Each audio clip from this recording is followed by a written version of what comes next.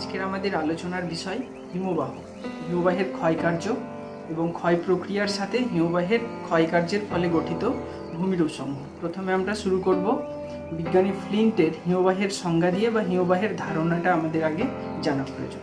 হিমবাহ হলো এক বিশাল আকৃতির বরফের স্তূপ যা দীর্ঘদিন ধরে বরফ সঞ্চয়ের ফলে তৈরি হয়েছে, বর্তমানে প্রবাহমান অবস্থায় রয়েছে বা কোনো এক সময় প্রবাহমান অবস্থায় ছিল না হয় হিমবাহ। এই হিমবাহগুলি অত্যন্ত ধীর গতিতে মাধ্যাকর্ষণ শক্তির টানে পর্বতের উপর থেকে নিচের দিকে ক্রমশ নামতে থাকে, বা হিমবাহকে অন্যভাবে বলা যেতে পারে বরফের নদী। পৃথিবীর সবথেকে দ্রুততম হিমবাহের কথা যদি আমরা বলি, তাহলে উদাহরণ হিসেবে বলতে পারি আমরা গ্রিনল্যান্ডের কুয়োরব্যাক, যা প্রতিদিনে 20 থেকে 30 মিটার দূরত্ব অতিক্রম করে। আর পৃথিবীর সবথেকে দীর্ঘতম হিমবাহের উদাহরণটাও আমাদের জেনে রাখা প্রয়োজন। সবথেকে দীর্ঘতম হিমবাহ হলো অ্যান্টার্কটিকা মহাদেশের ল্যাম্বার্ট হিমবাহ। আমরা জেনে নিই হিমরেখা সম্পর্কে। হিমরেখা মানেই হচ্ছে পার্বত্য অঞ্চলের যে উচ্চতা পর্যন্ত কোনো বরফ জমে না এবং যে উচ্চতার পর বরফ জমে, অর্থাৎ একটা সীমারেখা। যেই পার্বত্য অঞ্চলের শীর্ষে যত আমরা উঠতে থাকবো ততই শৈত্যের পরিমাণ তত বৃদ্ধি পেতে থাকবে।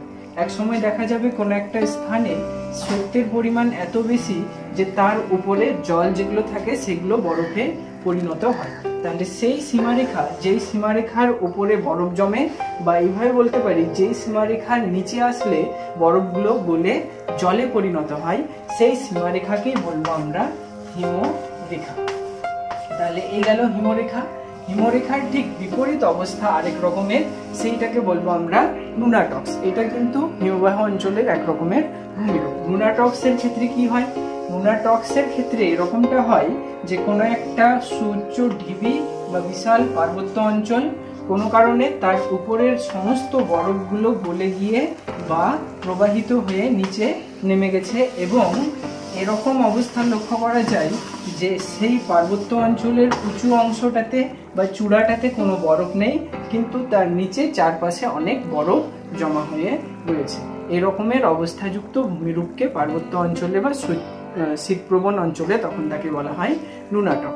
তাহলে যেরকম ঠিক আমরা দেখেছিলাম হিমরেখার ক্ষেত্রে উপরে বরফ জমা হয়ে থাকে, কিন্তু নুনাটক্সের ক্ষেত্রে কি হয়? সেই পার্বত্য শিখরটা কিন্তু বরফমুক্ত থাকে, কিন্তু পর্বতের পাদদেশীয় অঞ্চল এবং তার চারদিকের সমস্ত অঞ্চলটাই কিন্তু বরফ দ্বারা আবৃত হয়ে থাকে। তখন এই অংশটাকে তখন বলা হয়ে থাকে নুনাটক্স। হিমবাহের শ্রেণী বিভাগ। অবস্থান অনুযায়ী প্রধানত হিমবাহকে 4টি ভাগে ভাগ করে আলোচনা করা হয়। প্রথমে হচ্ছে পার্বত্য বা উপত্যকা হিমবাহ, দ্বিতীয় পাদদেশীয় হিমবাহ, তৃতীয় উপকূলীয় হিমবাহ এবং সবশেষে চতুর্থ হলো মহাদেশীয় হিমবাহ। এই প্রত্যেকটা হিমবাহ সম্পর্কে এবার আমরা জানব। সর্বপ্রথমে পার্বত্য বা উপত্যকা হিমবাহ। পার্বত্য বা উপত্যকা হিমবাহ বলতে বোঝায় সেই হিমবাহগুলোকে যেগুলো পাহাড়ের উপরে পর্বতের গায়ে সঞ্চিত হয়ে দীর্ঘদিন ধরে তৈরি হয়। তাহলে সেই ধরনের যে হিমবাহগুলো থাকবে সেই হিমবাহগুলোকে আমরা বলবো পার্বত্য বা উপত্যকা হিমবাহ।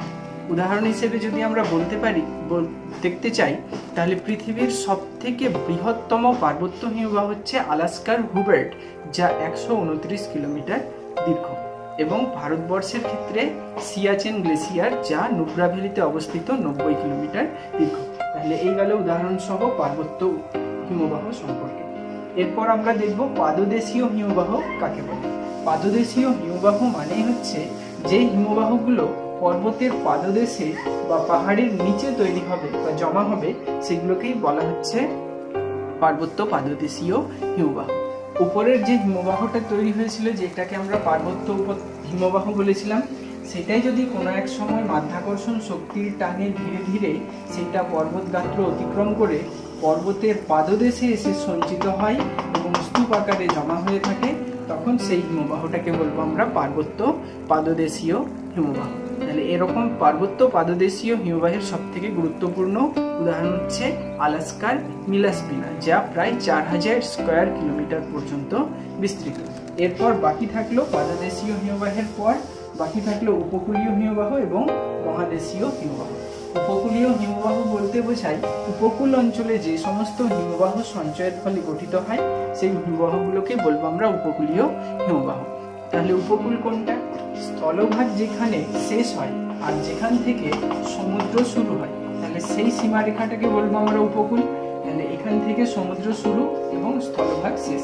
এই উপকূলীয় অঞ্চলে যদি কোনো কারণে বিশাল বরফের স্তূপ জমা হয় বা বরফ সঞ্চয়ের ফলে বিশাল হিমবাহ গঠন করে, তখন তাকে বলবো আমরা উপকূলীয় হিমবাহ।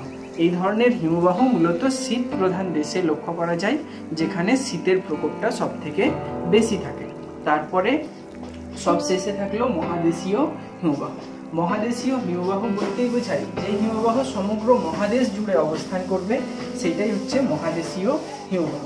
আমরা জানি পৃথিবী অনেকগুলো স্টেজ পার করার পর বর্তমান যুগে এসছে। পৃথিবীকে যদি যুগ হিসেবে ভাগ করি, তাহলে এক সময় ছিল যেটাকে বলা হয় আইস এজ, সমগ্র পৃথিবীটা বরফ দ্বারা ঢাকা ছিল। এই আইস এজ চলাকালীন সময়ে পৃথিবীর অধিকাংশ স্থানেই বরফ দ্বারা আবৃত ছিল, শুধু নিরক্ষীয় অঞ্চলের কিছুটা অঞ্চল বাদ রেখে। তাহলে এই নিরক্ষীয় অঞ্চলের কিছুটা অঞ্চল বাকি থেকে বাকিটা সমস্ত অঞ্চল আইসের যুগে বা হিম যুগে বরফ দ্বারা আবৃত ছিল। ক্রমে যখন পৃথিবীর তাপমাত্রা ধীরে ধীরে বৃদ্ধি পেল, তখন এই বরফগুলো ধীরে ধীরে উত্তর মেরু এবং দক্ষিণ মেরুর দিকে সরে যেতে থাকে, যা বর্তমানে উত্তর গোলার্ধ এবং দক্ষিণ গোলার্ধ, অর্থাৎ উত্তর গোলার্ধে সুমেরু এবং দক্ষিণ গোলার্ধে কুমেরু, বা ইংরেজিতে যেটাকে বলে অ্যান্টার্কটিক এবং আর্কটিক, এই দুই মেরু অঞ্চলে জমা হয়ে রয়েছে এবং সেইটা মেরু অঞ্চলের সমগ্র মহাদেশ জুড়ে বিস্তৃত। তাহলে সেই হিমবাহকেই বলবো আমরা মহাদেশীয় হিমবাহ। অর্থাৎ সমগ্র মহাদেশটাই শীতলতার কারণে যখন বরফ দ্বারা আচ্ছাদিত হয়ে রয়েছে, তার জন্য এদেরকে বলা হবে মহাদেশীয় হিমবাহ। তাহলে উদাহরণ হচ্ছে উত্তর গোলার্ধে এবং দক্ষিণ গোলার্ধে সঞ্চিত হয়ে থাকা বরফ, এগুলো হচ্ছে অ্যান্টার্কটিক এবং আর্কটিকের হিমবাহ। এই উপকূলীয় হিমবাহের সঙ্গে সম্পর্কযুক্ত আরেকটা খুব গুরুত্বপূর্ণ জেনে নেওয়ার মতো বিষয়, সেটা হচ্ছে হিমশৈল। হিমশৈলের ধারণাটা এরকম যে উপকূলীয় হিমবাহের কথা আমরা পড়লাম, যেইটা উপকূলীয় অঞ্চলে জমা হয়ে থাকে এবং পাশেই থাকে বিশাল সমুদ্র। এই উপকূলীয় অঞ্চলে জমা থাকা বরফ কোনো কারণে ভেঙে গিয়ে তার কোনো একটা বৃহৎ অংশ যখন সমুদ্রের মধ্যে ভেসে বেড়ায়, তখনই তাকে বলবো আমরা হিমশৈল।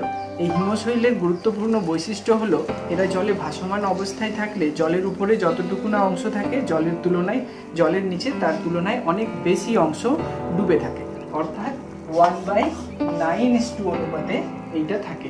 জলের উপরে যদি 1 ভাগ থাকে, জলের নিচে তার 9 ভাগ অংশ নিমজ্জিত অবস্থায় থাকে। আর এটার জন্যই 1912 খ্রিস্টাব্দের 15 এপ্রিল যখন নর্থ আটলান্টিকে টাইটানিক জাহাজ তার প্রথম যাত্রাপথ শুরু করে, তখন এরকম হিমশৈলের সাথে ধাক্কা খেয়ে সেইটা তার প্রথম যাত্রাতেই ধ্বংসপ্রাপ্ত হয়। যাই হোক, এরপরে আমরা জানবো হিমবাহের কাজ সম্পর্কে।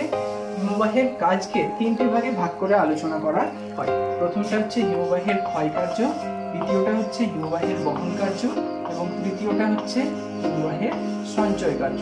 তবে হিমবাহের এই ক্ষয়, বহন এবং সঞ্চয় কার্যের মধ্যে একটা সামঞ্জস্যের ব্যাপার হলো যে হিমবাহ তার কোনো একটা নির্দিষ্ট গতিপথে শুধু ক্ষয়, বহন এবং সঞ্চয় করে না। অর্থাৎ হিমবাহ নদীর মতো বৈশিষ্ট্য পালন করে না যে নদী যেরকম উচ্চ গতিতে শুধুমাত্র ক্ষয় করবে, মধ্যগতিতে বহন করবে এবং তার ক্ষয়িত পদার্থকে বহন করে নিয়ে যাবে, তার সঞ্চয় করবে, আর নিম্নগতিতে শুধু সঞ্চয় করবে। এরকম যে নদীর বৈশিষ্ট্য, সেইটা হিমবাহের ক্ষেত্রে কিন্তু সম্পূর্ণ সেই ধারণাটা আলাদা। হিমবাহের ক্ষেত্রে যেটা হয় সেইটা হচ্ছে হিমবাহ একসাথে ক্ষয় করে, তার সাথে সাথে সে বহনও করে এবং সঞ্চয়ও করে। অর্থাৎ এই 3টা প্রক্রিয়াই একসাথে কার্যকরী করে হিমবাহ। এটা হচ্ছে হিমবাহ এবং নদীর ক্ষয় কার্য, বহন কার্য এবং সঞ্চয় কার্যের মধ্যে একটা গুরুত্বপূর্ণ পার্থক্য।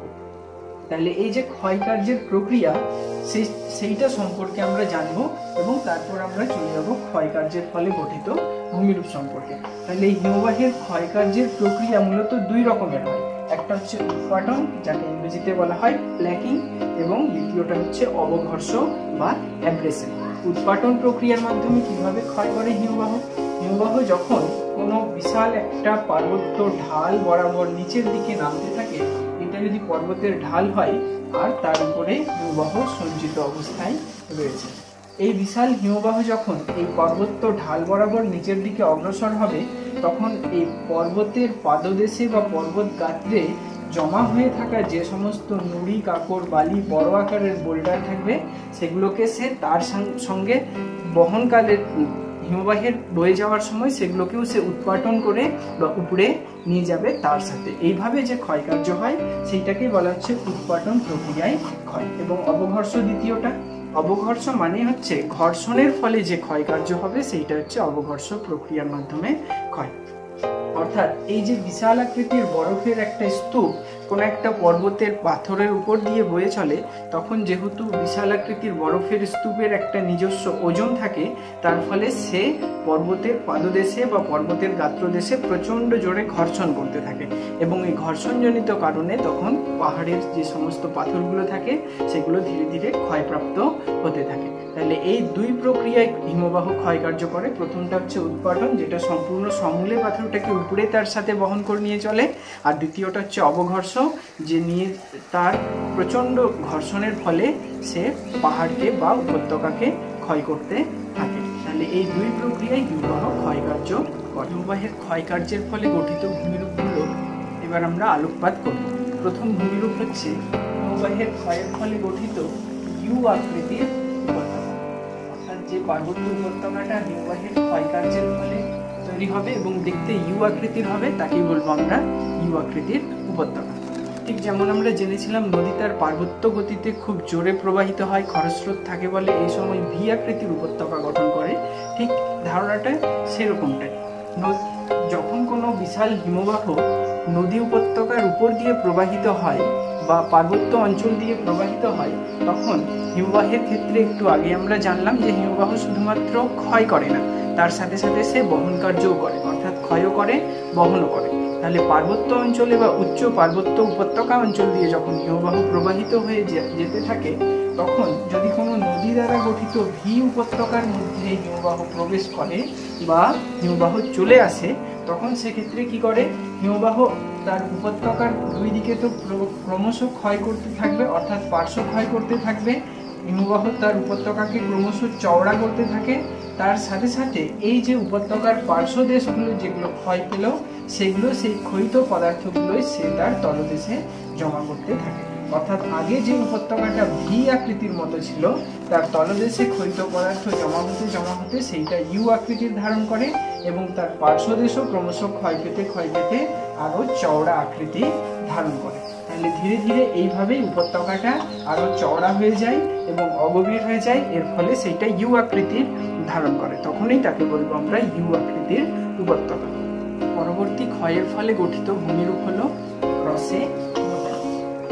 রসে মোতানি হলো হিমবাহের প্রবাহ পথে অবস্থান করা কোনো একটা স্থানে যদি কোনো উঁচু পাথরের ঢিবি অবস্থান করে বা শক্ত পাথর অবস্থান করে, তাহলে লক্ষ্য করা যায় হিমবাহ যেই পথে প্রবাহিত হচ্ছে সেই দিক বরাবর সেইটা মসৃণ থাকে, কিন্তু হিমবাহ তার প্রবাহের বিপরীত দিকে এই উঁচু ঢিবিকে ক্রমশ উৎপাটন প্রক্রিয়ায় ক্ষয় করতে থাকে, ফলে ঢিবিটা ক্রমশ এবড়োখেবড়ো হতে থাকে এবং তার আয়তন হ্রাস পায়।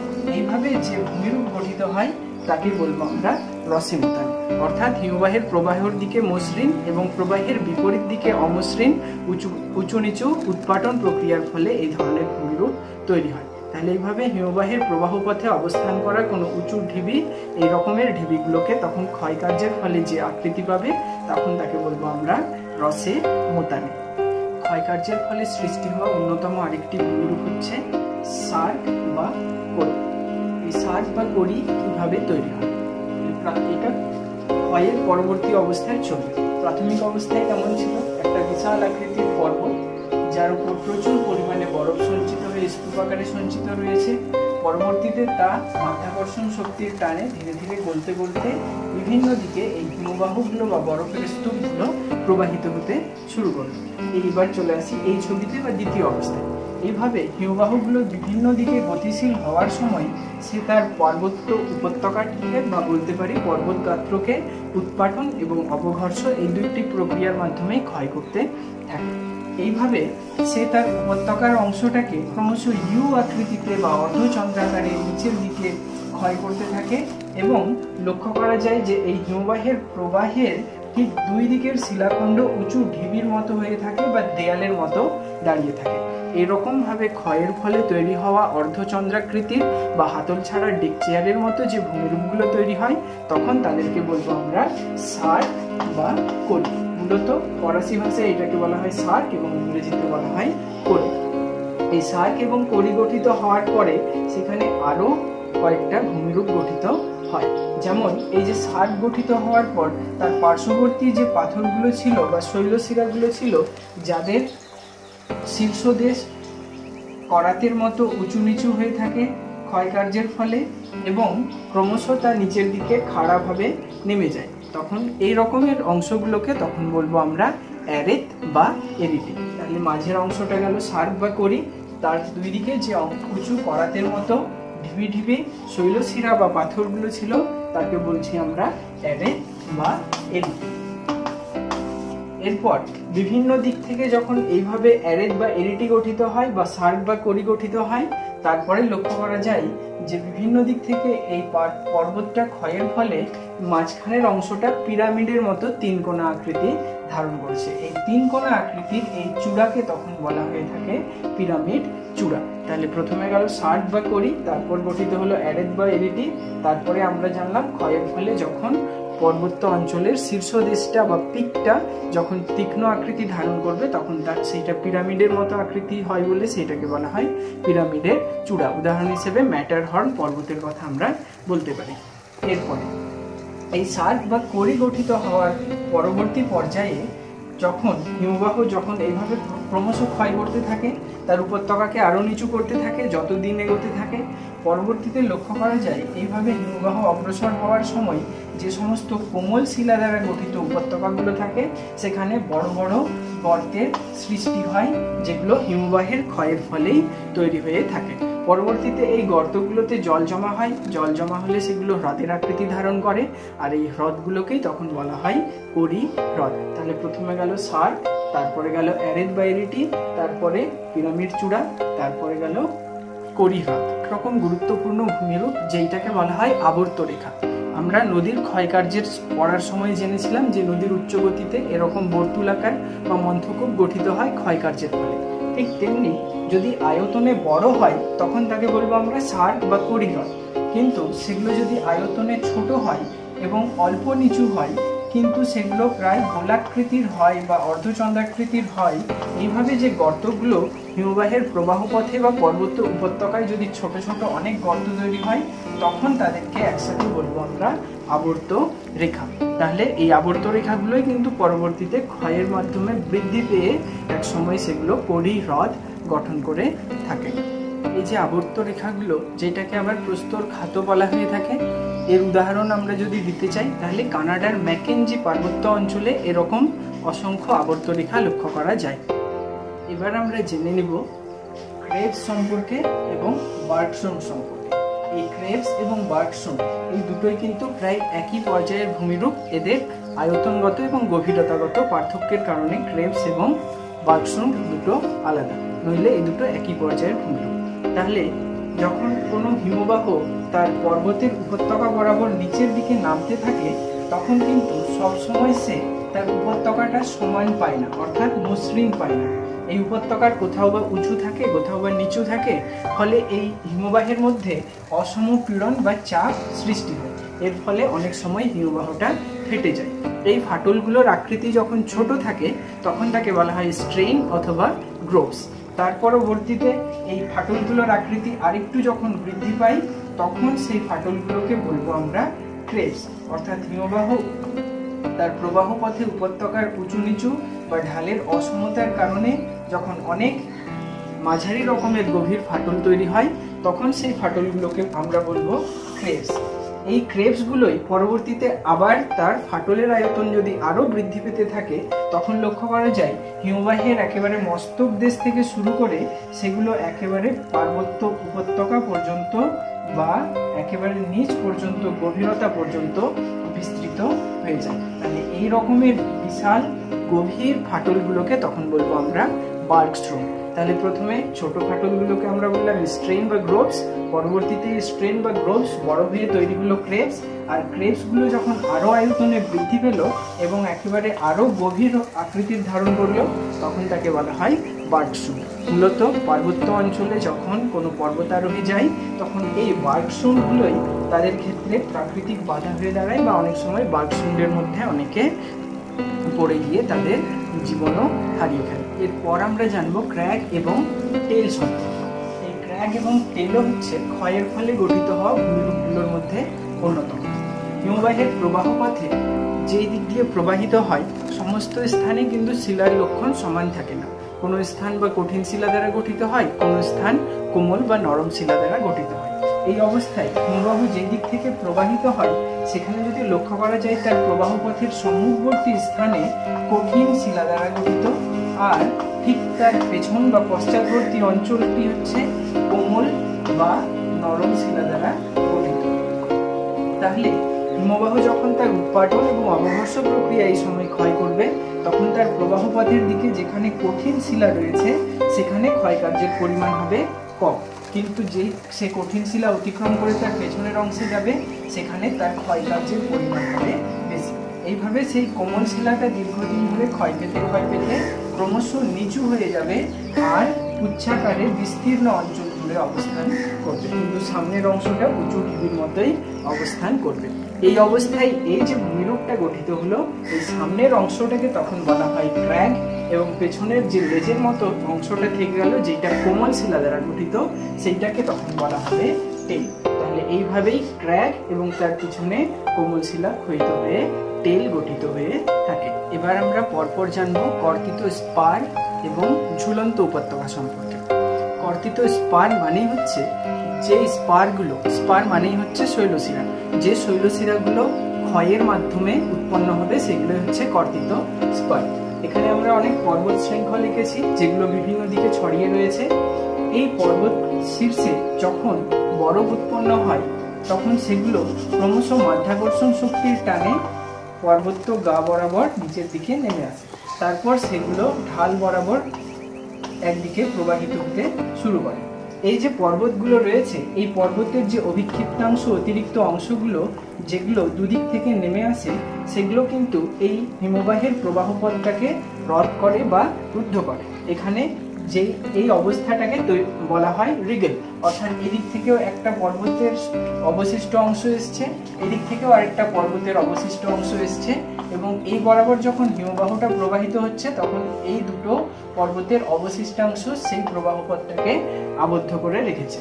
এই রিগেল পরিস্থিতি যখন তৈরি হয় তখন হিমবাহ তার প্রবাহ পথ সোজাভাবে ক্ষয় করে এই অতিরিক্ত অংশগুলোকে ক্ষয় করে নিয়ে সোজাভাবে সে ঢাল বরাবর প্রবাহিত হয়ে যায়। ফলে আগে যে পর্বতের অভিক্ষিপ্তাংশগুলো ছিল যেগুলো আয়তনে বেশি দূর পর্যন্ত বিস্তৃত ছিল সেগুলো ক্ষয় হতে হতে পেছন দিকে অগ্রসর হতে থাকে এবং শুধুমাত্র শৈলশিরার আকারে সেগুলো থেকে যায়। এইভাবে তাদের উচ্চতাও কমতে থাকে এবং শৈলশিরার আকৃতি ধারণ করে, তখন সেই শৈলশিরাগুলোকে বলা হবে কর্তিত শৈলশিরা। এর পরবর্তীতে তৈরি হয় ঝুলন্ত উপত্যকা।